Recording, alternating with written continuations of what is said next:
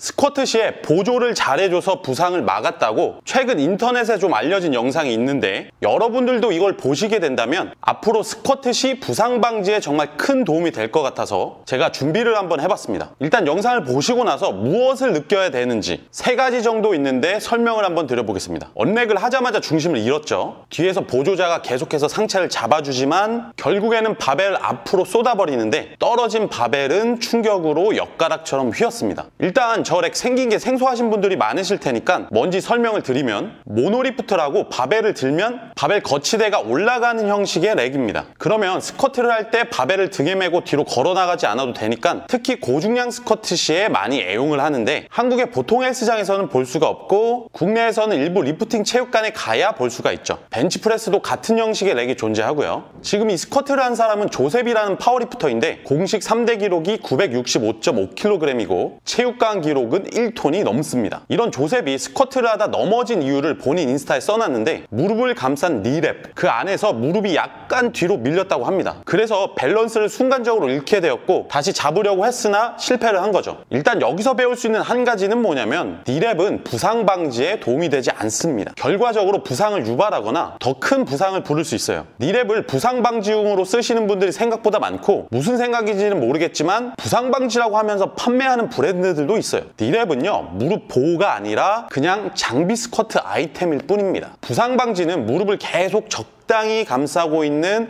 니 슬리브나 니 브레이스가 그 역할을 하는 거고, 니 랩은 그냥 무게를 더 들게 해주는 용도예요. 니 랩은 무릎을 강제로 강하게, 그것도 불규칙하게 감싸주는 것이라 조금만 잘못 감거나 하면 무릎의 뚜껑, 슬개골 부분이 약간 밀리거나 무릎이 튕기는 듯한 느낌이 올 수가 있습니다. 지금 조셉의 케이스가 그런 거죠. 물론 니 랩을 쓰면 스쿼트 시에 무릎이 과도하게 잘못 나가거나 하체의 양쪽 밸런스가 살짝 깨지더라도 강제로 잡아줘서 스쿼트를 할 수 있게 만들어줘요. 그래서 이게 안정감을 주고 도움이 되는 것 같지만 원래 안 되는 걸 되게 해주는 것이기 때문에 결과적으로는 더 큰 부상을 일으킬 수 있습니다. 계속하면 할 말이 더 많지만 니랩에 대한 얘기는 일단 여기까지. 그리고 두 번째 포인트가 뭐냐면, 이게 사실 제일 중요한데, 조셉의 스쿼트 시작 자세입니다. 조셉이 바벨 앞으로 던질 수 있었기에 조셉도 안 다치고 뒤에 있던 보조자도 안 다친 건데, 여기서 정확히 자세에 뭐를 봐야 하냐면, 발살바 호흡법을 이용해서 복압을 강화시킨 다음에 척추 중립을 세워서 복압에 기댄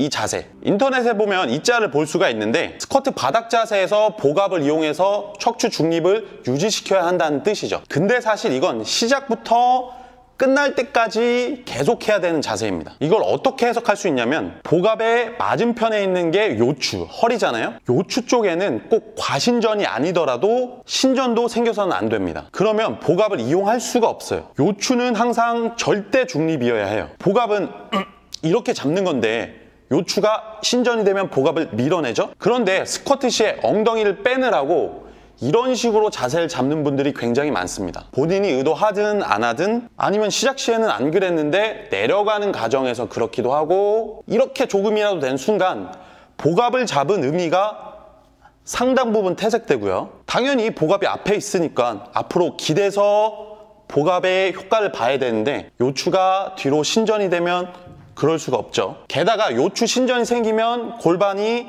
전방 경사가 생기면서 요추 디스크가 바벨의 무게에 눌릴 준비가 됐다고 보면 됩니다. 그리고 앉을 때 고관절의 각도도 이상해지고요. 요추가 신전이 된 상태인데 흔들려서 넘어질 것 같다. 근데 바벨 앞으로 던지려고 하면 골반을 다시 앞으로 꺾은 다음에나 해야 되기 때문에 사실상 뒤로밖에 못 던지는데, 그것도 요추가 눌리기 직전이기 때문에 쉽지가 않습니다. 척추 중립하고 복압에 대한 얘기를 하면은 끝이 없죠. 조금 더 자세히 알고 싶으신 분은 저의 척추 그리고 복압에 대한 영상을 참고하시면 좋겠습니다. 세 번째는 뭐냐면, 스쿼트 시 잡아주는 보조자의 요령입니다. 조셉의 보조자를 보면 조셉이 흔들리니까 흉곽을 딱 잡아주죠. 스쿼트 보조를 할 때 허리를 잡거나 바벨을 잡는 경우가 있습니다. 바벨이 뭐 그렇게 안 무거우면 괜찮겠지만 올바른 방법은 아니고요. 혹은 흉곽을 잡는데 왜 잡는지 모르는 경우도 있어요. 스쿼트 시 조금 더 정확하게 보조를 한다고 하면 양팔로 양옆에 광배를 눌러주듯이 해야 좋지만, 지금 조셉의 상황은 물론 조금 다르긴 하죠. 아무튼 일단 무엇보다도 보조 시 중요한 게 척추, 흉추가 굽어지지 않게 만드는 게 제일 중요합니다. 스쿼트 시 보조자는 무게를 도와준 역할이라기보다는 스쿼트 하는 사람이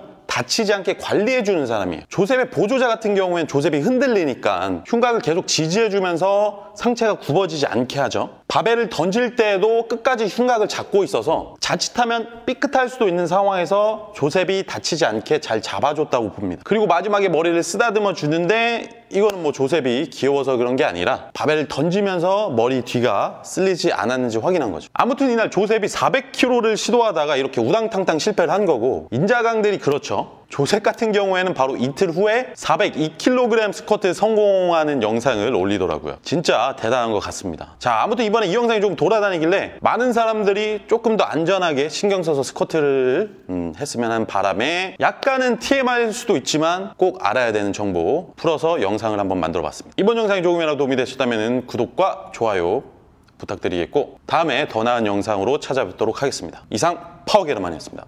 감사합니다.